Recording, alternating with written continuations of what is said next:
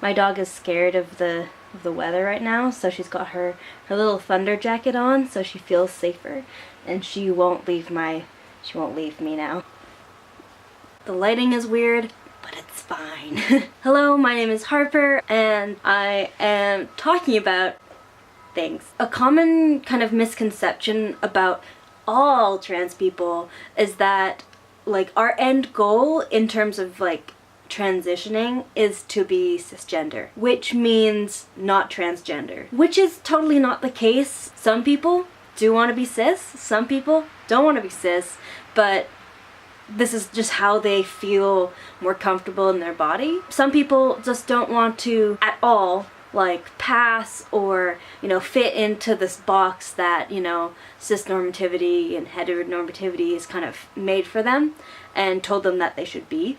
So they just do whatever they want, and I think that's really awesome. But there's always this question of, do you want to be cis? Or if you could hit a magic button that could have made it so that you would have been cis at birth, you would have been, I don't know, so for me, I'm a trans man, so I would have been assigned male at birth and, like, have a penis and have testicles and stuff like that. And that's a very complicated question, and that's kind of what I want to explore, because I am also adopted. So you've got my reasons for doing the adoptee tag, like however many days I did the adoptee tag. I don't know when I'm publishing this.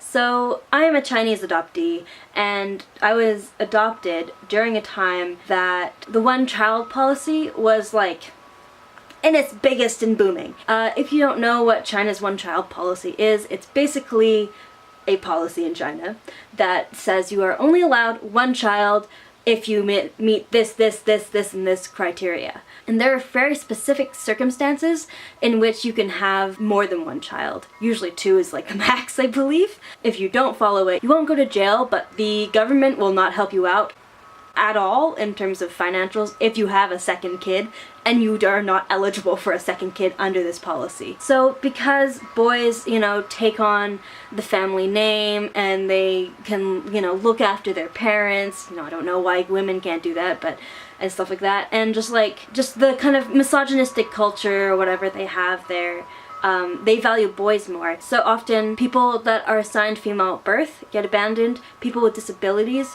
get abandoned, and people that have physically visible differences will get abandoned. So if someone has, like, a cleft lip, which is very easily fixed nowadays with cosmetic surgery. So my life would be very different if I was born cis, because I wouldn't have been abandoned, probably. I mean, maybe there would be something else wrong with me, but I wouldn't have, you know, been abandoned. I wouldn't have been adopted into a family that lived in Canada, which is, you know, a first world country with lots of opportunities and very kind of more open and accepting than a lot of other countries. I wouldn't say I would have had, you know, less opportunities if I was born and raised in China, but I definitely would have had way different opportunities than if I had, you know, stayed in China than moving to Canada. If people say no, then usually their reasoning is kind of like, well, I wouldn't have the experience of being trans and having this experience of being a minority, and so wouldn't have so much empathy for other people and other minorities and their struggles and stuff.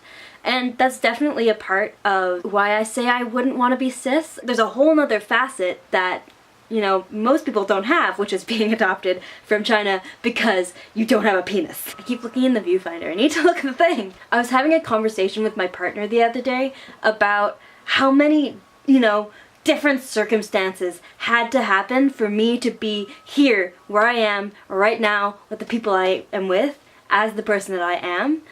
And it's just like, because I was just being mind blown, because my parents are not from Canada. They are from completely different countries. I'm adopted from China. If I had been in a different orphanage or born to a different family, or if they had even just given my parents a different, do you want this child photo? It would have been completely different. I could have gone to a different family. But it's just kind of like, all of this stuff is just like, whoop, this is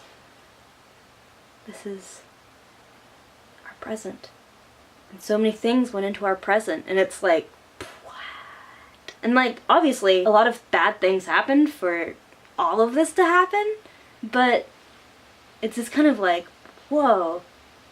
You know, if you think about it. I'm just kind of having an existential crisis over here. Rosie, how do you feel about this? If I'd been born as this boy, then I would have been born to some random person. I would have been their son. I would have had, you know, their culture and their values, and been given opportunities that were in line with what they could afford or what was available to them, and you know, I would have grown up to be a different person. And that's, the thought is so weird. Like, not a bad weird, because I'm sure, like, I'm describing, you know, a couple people, but like, I don't know, it's just kind of like, what? I feel like I've just been babbling and not actually saying anything, so I feel like even with like 13 minutes of footage, I don't have enough content to actually make this a video. The kind of pros of being cis would, you know, not having to deal with gender dysphoria, not having to deal with people being ignorant and like transphobic and just like not nice, and not having to pay lots of money to change my gender marker and, you know, get my name changed and stuff like that, and not having to go through all of this to, like, you know, get T-shots, get a hysterectomy, get top surgery, get bottom surgery if I want it sometime, you know?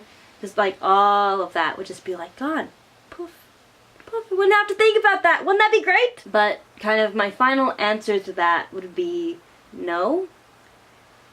Mostly because of my my adoption complications, but on the other side it's also like I have so many experiences from being trans, and I've gone through so much and connected with a lot of people because I'm trans, and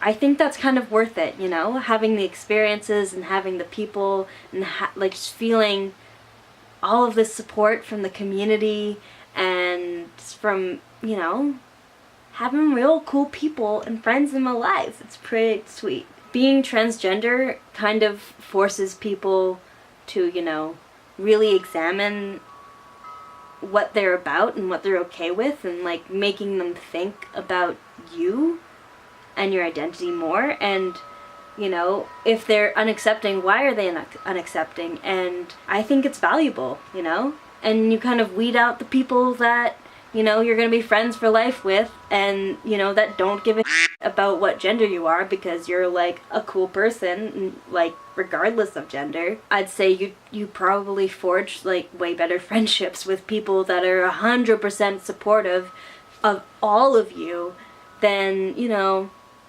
they like you, but they don't like you like that. But anyway, thank you for watching the video. My name is Harper, and I don't really have an outro, so peace out.